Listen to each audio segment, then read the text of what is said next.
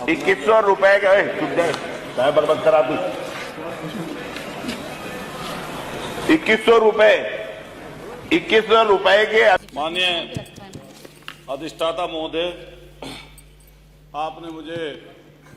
अवसर दिया बोलने का, इसके लिए मैं आपका धन्यवाद ज्ञापित करता हूं। नेता हमारे और बड़े आदरणीय शिवपाल जी से अपने आप को संबोधित करते हुए, देखिए, हम लोग पश्चिम से आते हैं, जो उत्तर प्रदेश का पश्चिम का इलाका है, और जिस घर में परिवार में हमारी परवरिश हुई, उसमें जब से हम लोग छोटे थे, जब से देखते थे और हमसे पहले की पीढ़ियां देखती थी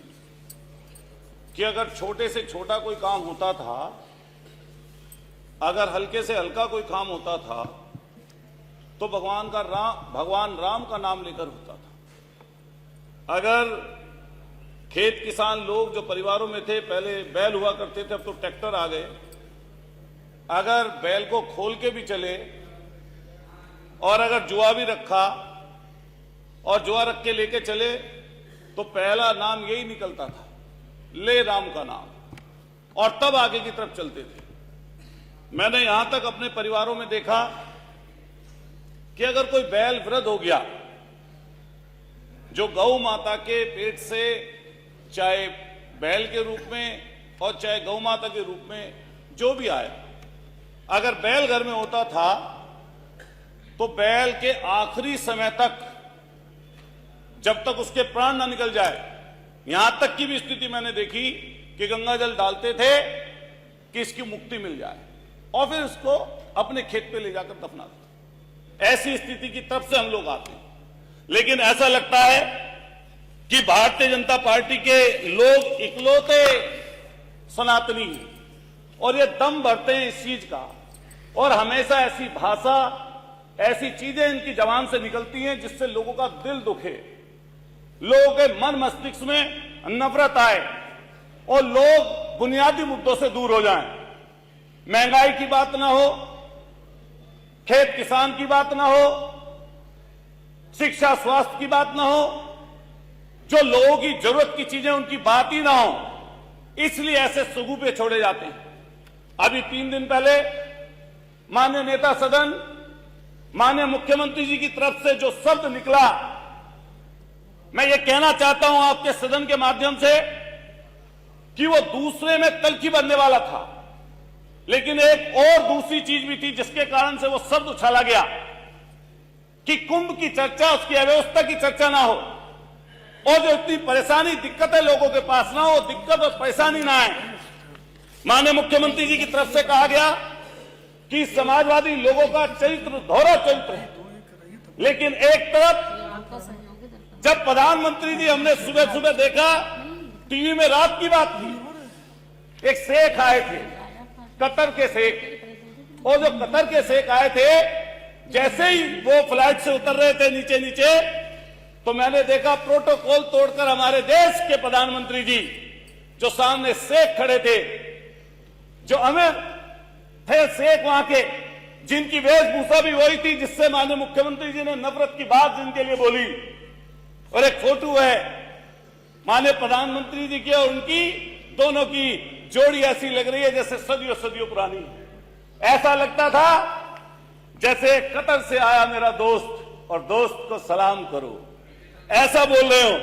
उसी समय माननीय मुख्यमंत्री जी को ट्वीट कर देना चाहिए था। अगर जो शब्द उन्होंने बोला मैं नहीं बोल सकता, जो उन्होंने शब्द बोला वो दूसरों की भावनाओं को आहत करने वाला था। और मैं ये बात कह दूं कि जब कुंभ की चर्चा हो रही है, चूंकि समय कम है, कुंभ की चर्चा हो रही है, हम लोग मुख्य विपक्षी दल हैं, और जो मुख्य विपक्षी दल होता है उसका काम है कि आपने जो काम किया, अगर उसमें कोई गलती है, कोई त्रुटि है, कोई इसमें ऐसी चीज हो रही है जिससे कुछ गलतियां हैं, तो मैं निश्चित रूप से कहता हूं कि नेता प्रतिपक्ष हो या प्रतिपक्ष के दल का कोई सदस्य हो, और हमारे अखिलेश यादव जी ने बार बार इस बात को चेताया कि वहां की परेशानी और दिक्कतें क्या हैं। अगर परेशानी दिक्कत नहीं थी तो हमने एक वीडियो ऐसी देखी जिसमें हमारे नेता, सदन के नेता के आंसू आंखों में थे। 17 घंटे बाद बताया कि घटना घट गई, जब दिल्ली से खबर आई तब बता पाए। जाम में फंसे थे लोग, परेशानी और दिक्कत में थे लोग। दिक्कत और परेशानी इतनी थी कि लोग बयान नहीं कर सकते। चूंकि एक समय थोड़ा है और मैं कई चीज बोलना चाहता था, लेकिन बस यही कहते हुए कि जो उन्होंने हमारे साहिब मंजू साहब ने बोला कि तू इधर उधर की ना बात कर, ये बता काफिला क्यों लूटा। और मुझे रहबरों से गिला नहीं, तेरी रहबरी पर सवाल है। ये रहबरी पर सवाल है, उनकी चर्चा जरूर करनी चाहिए। क्योंकि मैं मेरठ से आता हूं, उस धरती से आता हूं जो क्रांतिकारियों की धरती है, जो ऐसी धरती जिसने 1857 की क्रांति में अपनी शहादत दी और शहादत की अगुवाई करने वाले धन सिंह कोतवाल गुजर, उनके हमारे जो पूर्वज थे, उन्होंने हमें यही सिखाया। उन्होंने हमें यही बताया कि जब राष्ट्र की बात आए तो सबसे पहले राष्ट्र के लिए खड़े हों, लेकिन जब बुराई की बात आए तो बुराई के खिलाफ हम लोगों को मिलकर लड़ना चाहिए। मैं अधिष्ठाता महोदय कहना चाहता हूं कि लोहिया जी का एक कोट है, और लोहिया जी ने जो कहा वो धर्म के सापेक्ष में कहा कि धर्म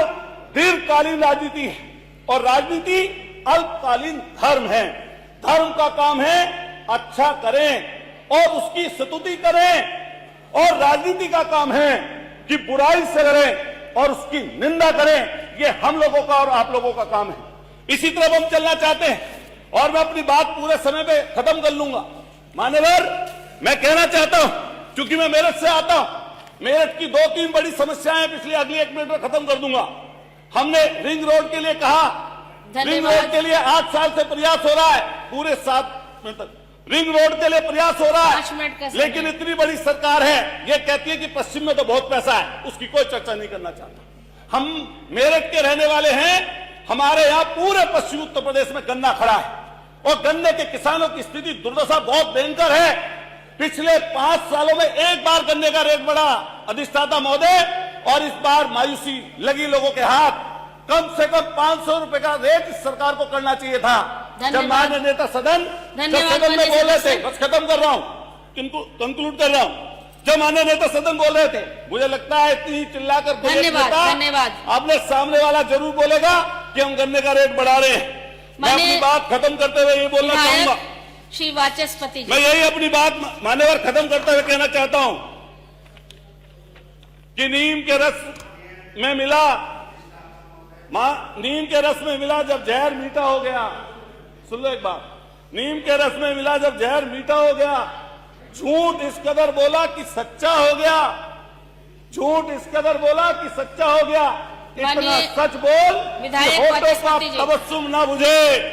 इतना सच बोल कि होठों का तबस्सुम ना बुझे, रोशनी खत्म ना कर और आगे अंधेरा ना हो। मान्यवर अधिष्ठाता महोदय, मैं आपका धन्यवाद करता हूं कि आपने मुझे बोलने का अवसर दिया, और यही बात कहते हुए कि हमें ऐसी कोई बात नहीं बोलनी चाहिए जिससे किसी को दुख हो, कष्ट हो, से परेशान। सहयोगी के रूप में महामहिम